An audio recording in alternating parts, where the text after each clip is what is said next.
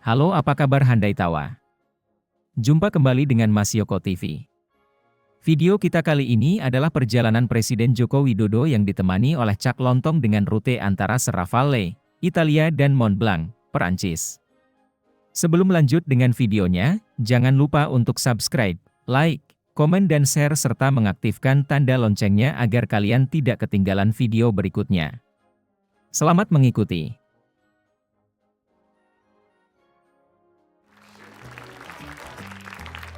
Jika Anda ingat seseorang yang sangat ramah, dengan senyuman yang sangat sumringah, kemudian ke kampung-kampung belusukan yang semua dianggap rumah, tak pernah mengeluh walau terkadang lelah. Seperti melihat auman singa, ia tidak pernah membiarkan kemiskinan menganga. Bersalaman dan berfoto bersama rakyatnya, semua seperti keluarga. Membangun infrastruktur yang terukur untuk semua lapisan masyarakat dan segala umur agar rakyatnya makmur. Karena Indonesia harus maju, tidak ada pilihan untuk mundur. Pemirsa, inilah wawancara eksklusif saya bersama Presiden Republik Indonesia, Bapak Insinyur Haji Joko Widodo. Bagaimana Bapak? Saya terlalu serius nggak Pak ini Pak tadi Pak? Pantas nggak maksudnya? Serius tadi, terlalu serius tadi. Padahal saya bermaksud tadi supaya cair aja Pak. Karena kalau dengan Bapak saya nggak serius nanti. Tapi begini Bapak, ini saya melihat ini Bapak ya menggunakan kostum sekarang, ini baju kebesaran Bapak lah saya anggap, baju putih. Kalau saya melihat makna dari baju putih itu menurut saya Pak ya, itu bukan hitam. Gimana Pak? Apakah Bapak setuju Pak? Ya, yang jelas benar putih itu bukan hitam, tapi untuk saya ya putih itu dilihat bersih, kemudian kalau beli ke toko juga lebih murah gitu. Bersih dan lebih murah, itu kuncinya Pak. Mengawali tugas rutin apa Pak? Ada mungkin hal yang harus Bapak lakukan sebelum mengawali pagi itu, setelah tidur bersiap untuk bertugas. Kalau pagi subuh, Sholat subuh. Ada minuman-minuman tertentu Pak, saya dengar kan Bapak itu dekat sekali dengan jamu. Itu setiap hari Pak? Atau ada? iya setiap hari, jamu temulawak sama jahe. Itu buat ginjal bagus Pak ya, hati? Bagus untuk ginjal, bagus untuk liver, untuk hati bagus. Pak ini begini, saya akan berbicara dengan berbasis data Pak. Karena di luar banyak orang yang asal bicara, asal nyinyir tanpa ada data. Saya punya data begini Pak, Indonesia ini punya keragaman hayati yang luar biasa. Diperkirakan sebanyak 300.000 jenis satwa liar. Itu ada di Indonesia. Itu sekitar 17,5% dari satwa yang ada di dunia. Ini padahal Bapak, luas Indonesia ini daratannya hanya 1,3% dari luas dunia. Tetapi lautan kita dihuni 45% lebih jenis ikan dari yang ada di dunia.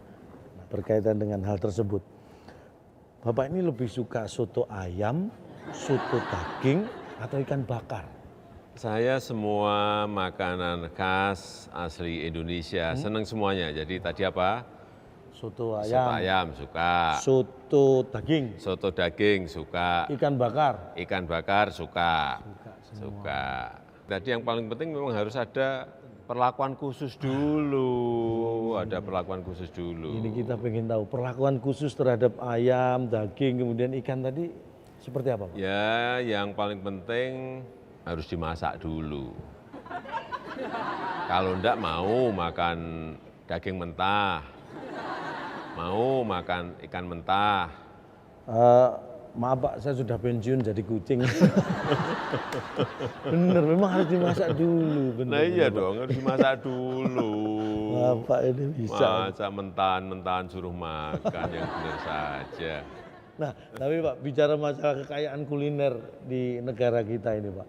Sekarang banyak anak-anak muda juga yang semangat terjun di dunia kuliner. Bagaimana menurut pandangan Bapak? Ya bagus, bagus. Ini memang terbuka kesempatan bagi anak-anak muda untuk membuka entah warung makan, entah restoran, Jadi didukung 100%, Pak. 100% didukung oleh pemerintah. Sebelumnya nyun sewu, Bapak bisa nyetir mobil, Pak? Bisa nyetir mobil, bisa nyetir motor, bisa. SIM? SIM punya, SIM A punya, SIM B punya, SIM C punya. Wah, lengkap. Yang nggak punya Yang SIM nggak apa? punya SIM Salabim. Maksudnya SIM Salabim ini nggak punya ini gimana, Pak? Ya tidak mungkin sesuatu itu instan, nggak mungkin. Apalagi membangun negara instan langsung sejahtera, itu juga tidak mungkin. Semuanya harus melalui proses yang panjang. Karena ini adalah negara besar. Jadi nggak mungkin SIM Salabim ada. Nggak mungkin, SIM Salabim langsung sejahtera, nggak mungkin. Proses itu yang penting. Apalagi SIM Salabim dari yang ada terus hilang gitu nggak mungkin. Nah, Pak, ya? apalagi SIM Salabim kemudian hilang lah, Wah, itu yang bahaya. bahaya. Berikutnya Pak, ini dalam pernyataan Bapak kan Indonesia menjadi tuan rumah Asian Games. Itu opening ceremony-nya luar biasa, memukau. Bahkan kita mengakhiri di klasemen keempat. Ini hal yang membanggakan saya sebagai rakyat juga ini Pak. Nah pertanyaan saya terkait dengan Asian Games dan olahraga di Indonesia ini Pak. Pernah nggak Bapak dulu waktu kecil pernah dimarahin gara-gara main bola memecahkan kaca tetangga? Pernah nggak? Nggak pernah.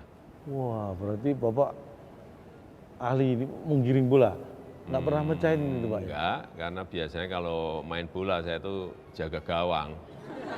Kiper. Nangkepin bola, Menyelamatkan bola, menyelamatkan bukan bola, membuang-buang bola. bukan membuang bola, apalagi sampai memecahkan kaca tetangga orang, enggak. Ada filosofinya Pak itu, Pak. Menyelamatkan gawang supaya tidak bobol. Ya sama seperti mengelola negara ini sama, harus bisa mengelola ekonominya, harus bisa mengelola keamanannya, harus bisa mengelola politiknya sehingga tidak kebobolan. Ya untungnya saya punya pengalaman masa kecil jadi kiper. Iya bener Pak. Mungkin banyak yang cuma jadi penyerang Pak ya. Menyerang terus lupa menjaga gawang. Kalau Bapak menjaga, karena menjaga gawang itu prinsipnya menjaga bangsa juga. Betul. Jangan sampai kebobolan. Saya punya ini Pak, filosofi tentang nama Bapak. Jokowi itu ada mananya Pak, menurut saya Pak. Jo-nya itu selalu kerjo. Selalu kerja. Ko-nya nggak pernah neko-neko. Ko-nya nggak pernah neko-neko. Wi-nya untuk Ibu Pertiwi. Untuk Ibu Pertiwi. Gimana Pak? Keren nggak Pak? Keren banget. Wah, terima kasih. Saya 3 hari 3 malam nggak tidur tuh Pak.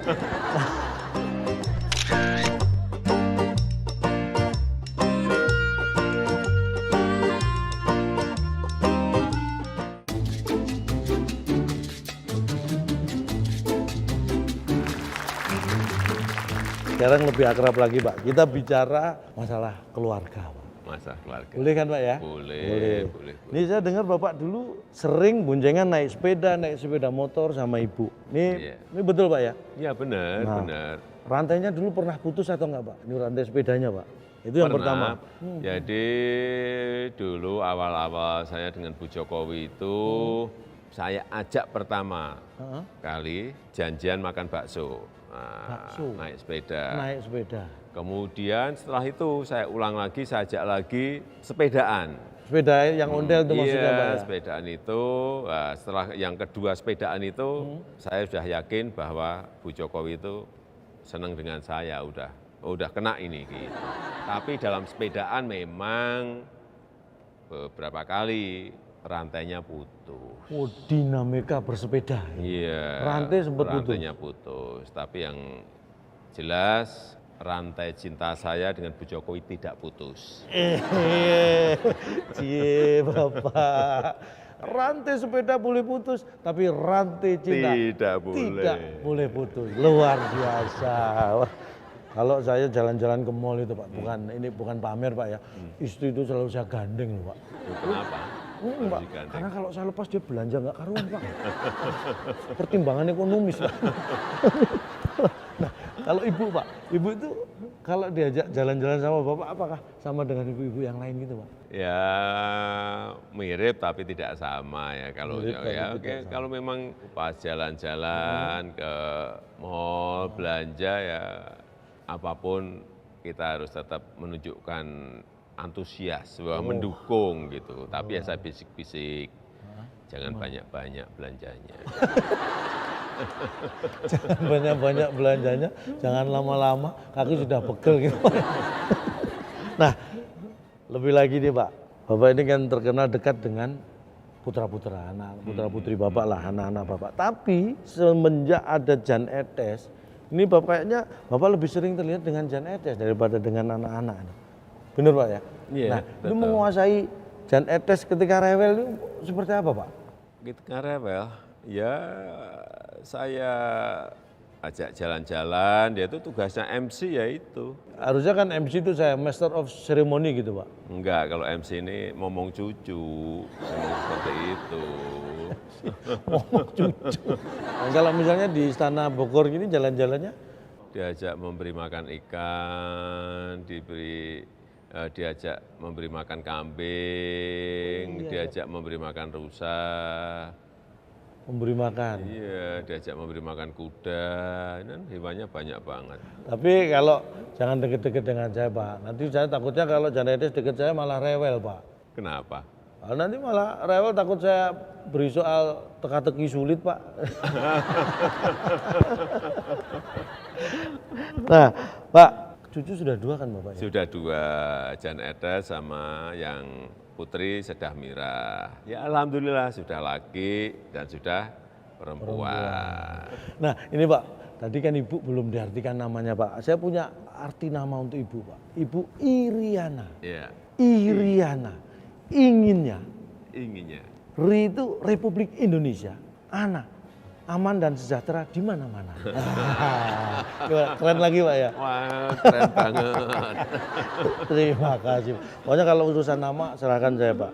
Saya dulu anak saya kan saya kasih nama Jonathan. Artinya? Nah ini proses kelahirannya Pak. Dulu waktu mau melahirkan posisi di rumah istri saya Pak. Siang-siang Pak di Jakarta saya bawa pakai mobil ke rumah sakit gara-gara macet waktu itu Pak. Waduh anak saya lahir di jalan. Makanya Jonathan. Apa itu? Brojol karena kemacetan. Nah, Pak, tadi saya ingat Bapak menyebut makanan yang dipilih saat PDKT dengan Ibu itu bakso. Bakso ya, bakso. Padahal kan banyak makanan, Pak. Kenapa jatuh pilihan pada bakso itu? Bakso ini yang pertama ya pas untuk saya saat itu dan murah. Pas secara porsi dan secara harga berarti. Betul, pas dan murah. Ya coba kalau misalnya saya dengan Bu Jokowi, saya ajak makan nasi tumpeng, wah, ya, Bu Jokowi kekenyangan. Nanti PDKT malah dikira bersih desa ya Pak, ya? Selamatan. Ya, yang pas itu ya bakso. Dan bakso itu kearifan lokal. Bakso itu bulat. Ada maknanya. Tekad bulat kita berdua untuk membangun rumah tangga yang bahagia, menjadi satu terus. Wah, luar biasa. Mulai sekarang saya akan beri makan bakso, Pak. Supaya kita bisa bersatu, Pak.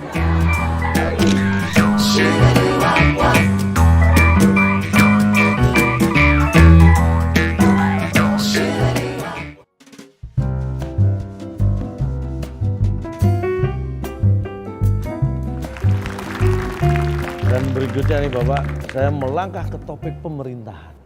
Wah, ini, Bapak ini kan saya kenal dulu jadi wali kota, kemudian gubernur, dan sekarang adalah Presiden Republik Indonesia. Itu pengalaman yang sangat luar biasa menurut saya Pak. Padahal kalau saya nih Pak, terus terang ini curhat Pak ya, saya pengen jadi RT aja 2 periode ini gagal terus.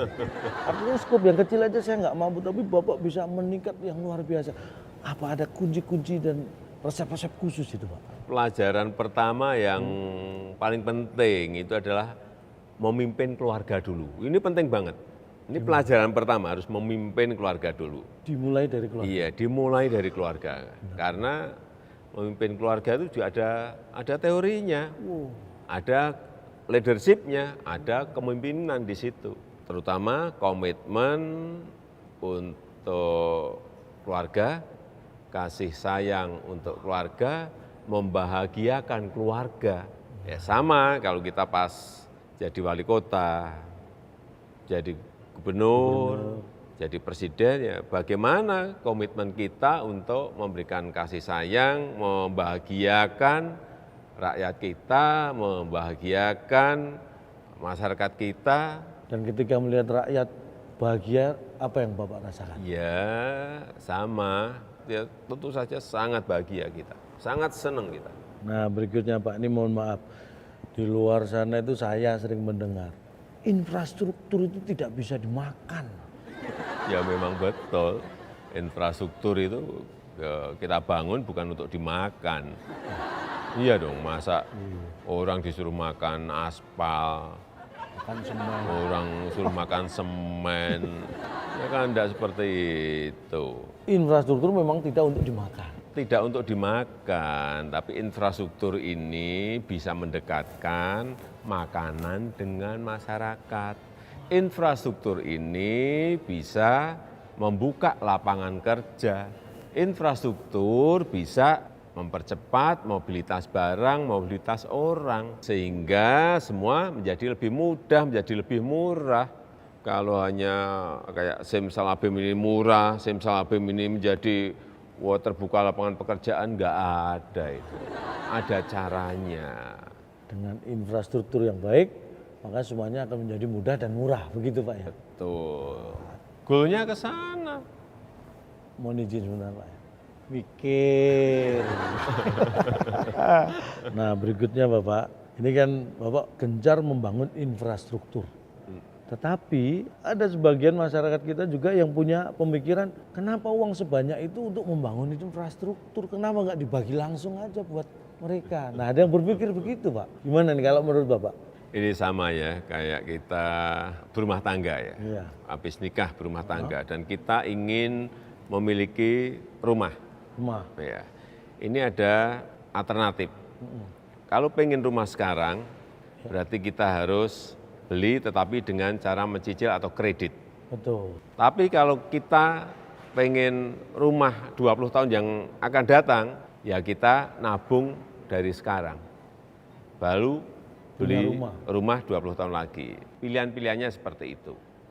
Kemudian kalau yang namanya infrastruktur, saya berikan contoh misalnya Gelora Bung Karno yang sangat megah, yang membutuhkan biaya gede sekali yang dibangun tahun 60-an. Itu adalah keputusan politik, tetapi saat itu mungkin sangat mahal sekali, tetapi tetap dibangun. Kita lihat sampai sekarang kita masih menikmati.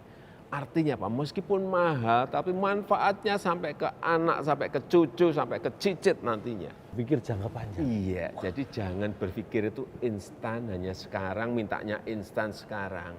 Berpikir sekarang, berpikir juga jangka menengah, tapi berpikir juga jangka panjang. Itulah yang namanya visioner. Bapak punya yang namanya Kartu Indonesia Sehat, KIS. Nah saya juga punya Pak. Kalau Calontong punya KIS, sama-sama KIS tapi S-nya 2 Pak, saya KISS, Kartu Indonesia Senyum-Senyum. Kartu Indonesia Senyum-Senyum ya. Ya. Ada menurut saya hubungannya, ada hubungannya. Apa Pak kira-kira? Ya, sama-sama menjadikan kita sehat. Kalau KIS ya, ini KIS ini kalau ada masyarakat yang sakit bisa ke puskesmas, bisa ke rumah sakit, sehingga menjadi sembuh dan sehat kembali. Lagi. Kalau KIS-nya saya? Sama, itu kan juga orang tertawa, orang tersenyum kan juga menyehatkan, sama-sama menyehatkan. Iya, berarti kita punya program yang sama ya Pak. Mirip-mirip. Mirip-mirip. Karena tertawa itu sehat. Tertawa itu sehat, betul. Kalau sudah sehat, itu kita bisa berbahagia. Betul. Kemarin melihat di Instagram Bapak itu bertemu bersama ibu-ibu Mekar. Itu kayaknya seru, akrab banget, bahagia banget itu Pak. Itu ibu-ibu Mekarnya apa hubungannya? Ada hubungannya dengan ibu-ibu yang hobi nyiram bunga gitu atau apa gitu Pak? Enggak. Enggak ada ya? Program Mekar ini sudah dimulai 2015. Mekar itu adalah membina ekonomi keluarga sejahtera. Dan sekarang, sampai sekarang anggotanya, nasabahnya sudah 4.100.000. Sudah banyak sekali di provinsi-provinsi yang ada. Kita memberikan pinjaman, karena ini untuk ekonomi super mikro dan mikro, memberi pinjaman ada yang 2 juta, ada yang 3 juta, ada yang 4 juta. Yang saya senang setiap bertemu dengan ibu-ibu mekar ini adalah ada yang cerita, Pak, saya dulu jualan keliling, sekarang punya warung di pasar, seneng, kita seneng.